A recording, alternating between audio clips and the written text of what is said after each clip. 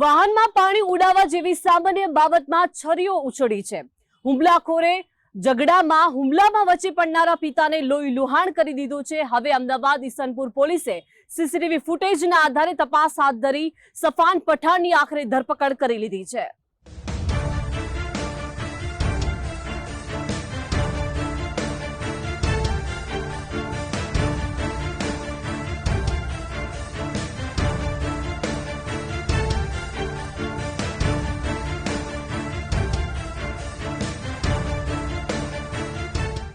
Car વોશિંગની દુકાન બહાર લાગેલા સીસીટીવીમાં પહેલી નજરે સામાન્ય લાગતી સ્થિતિ મોટા તોફાન પહેલાની શાંતિ સમાન બની રહી। એક કાળા રંગની ફોર્ચ્યુનર ફૂલ સ્પીડમાં આવી અને તેમાંથી છરી લઈને સફાન પઠાણ ઉતર્યો અને એક પિતા પુત્ર ઇરફાન અને ફૈઝાન પર ઉપરા છાપરી છરી વડે પેટ, છાતી અને ડાબા હાથ તરફના ભાગે પ્રહાર કરવા લાગ્યો। જોકે સદનસીબે આસપાસમાં રહેલા લોકોએ સફાન પઠાણને ઝડપી પાડ્યો। આ હુમલાખોર યુવકના હાથમાંથી છરી છીનવી લઈને સ્થિતિ શાંત પાડી। આ હુમલાખોર સહેજ પણ ડર્યા વગર થોડી પળો સુધી આમથી તેમ આટા ફેરા મારતો રહ્યો। આ જીવલેણ હુમલો સાવ નજીવી બાબતે બન્યો। હુમલાખોર અને ફરિયાદી બંનેની દુકાનો એકબીજાને અડીને આવેલી છે। ફરિયાદી ઇરફાનભાઈનો આશા ટ્રેડર્સના નામે કાર વોશિંગનો વ્યવસાય છે, તો પાસે આવેલી હિના મોટર્સ નામે ટુ વ્હીલર વેચાણની દુકાનના માલિક ઇમરાન પઠાણ છે। કાર વોશિંગ માટે આવતા વાહન પર પાણી ઉડાવવાની બાબતે બંને પક્ષો વચ્ચે માથાકૂટ શરૂ થઈ। ઝારા ફ્લેટ સામે કાર ધોવા બાબતે શરૂ થયેલી બોલાચાલી ઉગ્ર બની। ઇમરાનના પુત્ર સફાન પઠાણે કારમાંથી ઉતરીને આડેધડ છરીના ઘા મારવાનું શરૂ કર્યું। આ બંને પક્ષકારો વચ્ચે અગાઉ પતરાવાળી દુકાન હટાવવા મુદ્દે પણ ઉગ્ર બોલાચાલી થઈ ચૂકી હતી। ફૈઝાનને ડાબા હાથ તેમજ જમણા પડખાના ભાગે છરી વડે ઈજા પહોંચાડી। આ સમયે પુત્રને બચાવવા વચ્ચે પડેલા ઇરફાન પઠાણને પીઠમાં છરી વાગી।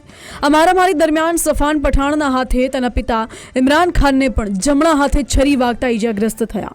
આ લોહિયાળ હુમલાના સામે આવેલા સીસીટીવી ફૂટેજના આધારે પોલીસે હુમલાખોર સફાન પઠાણની ધરપકડ કરી આગળની તપાસ તેજ કરી છે।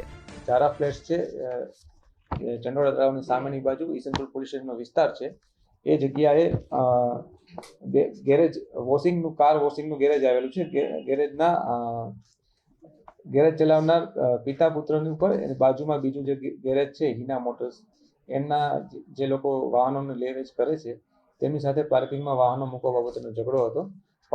પાર્કિંગમાં મૂકેલા વાહનો પર પાણી ઉઠતા મને તમે ફટાફટ સાફ કરી આપો એ બાબતની વાતચીત થયેલી। ત્યારબાદ એ બાબતે બોલાચાલી થતા એ દરમિયાન આરોપી જે સફાન ઇમરાન ખાન પઠાણ છે પોતાની કાર લઈ અને જગ્યા ઉપર આવેલો અને ત્યાં એ ફરિયાદી છે એના પતિ અને એમના દીકરા, ફરિયાદીના પતિ ઇરફાનભાઈ તથા દીકરા ફૈઝાનને સાથે ઝઘડો કરેલો અને તેને છરીથી ગંભીર ઇજાઓ પહોંચાડેલ છે।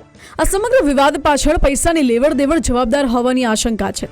લાંબા સમયથી એકબીજાની નજીકમાં જ દુકાનો ધરાવતા બંને પરિવારો વચ્ચે અગાઉ બોલાચાલી થતી રહેતી હતી। જોકે સામાન્ય બોલાચાલી પહેલી વાર હિંસક બનતા આસપાસના અન્ય દુકાનધારકો પણ ચિંતામાં મુકાયા છે। ઝારા ફ્લેટ આસપાસના સ્થાનિક વેપારીઓએ ઈસનપુર પોલીસને રાઉન્ડ ધી ક્લોક પેટ્રોલિંગ કરવાની અપીલ કરી છે। આ ગુનામાં 2 આરોપીઓ છે, જે પૈકીની એક છે જે મુખ્ય આરોપી સફાન ઇમરાનભાઈ પઠાણ, એની ગઈકાલે સાંજે ધરપકડ કરી લેવામાં આવી છે। હા, બંને ફરિયાદી છે એના પતિ અને એમના દીકરા 2 ઈજાગ્રસ્ત છે, જે દવાખાનામાં દાખલ છે। અને જે આરોપી જે સફાન ઇમરાન ખાન પઠાણ છે એમના ફાધર ઇમરાન ખાન પઠાણ છે એ પણ ઈજાગ્રસ્ત છે। એને આરોપી જ્યારે આ ઝઘડો કરતો હતો ફરિયાદી સાથે ત્યારે એના હાથમાં રહેલી છરી છે એમના પિતાજીને વાગી જતા તેમને પણ હાથમાં ઈજા થયેલ છે। હા, એ અમે ગુનાના કામે કબજે લીધેલ છે। ના, આરોપી ઉપર કોઈ અગાઉ કોઈ ગુનો દાખલ થયેલો નથી। અમદાવાદમાં દિન પ્રતિદિન સામાન્ય વિવાદમાં લોહિયાળ મારામારીના બનાવો વધતા જાય છે। વેબ સિરીઝ, બોલિવૂડની ફિલ્મો અને સોશિયલ મીડિયા પર રજૂ થતી હિંસાના કારણે લોકોમાં ગુનાહિત માનસિકતા અવિરત વધતી જાય છે। સામાન્ય બાબતોમાં લાકડી અને છરી વડે થતા હુમલા તંદુરસ્ત સમાજ વ્યવસ્થા માટે ચિંતાની બાબત બનતી જાય છે। અર્પિત દરજી, ગુજરાત ફર્સ્ટ, અમદાવાદ।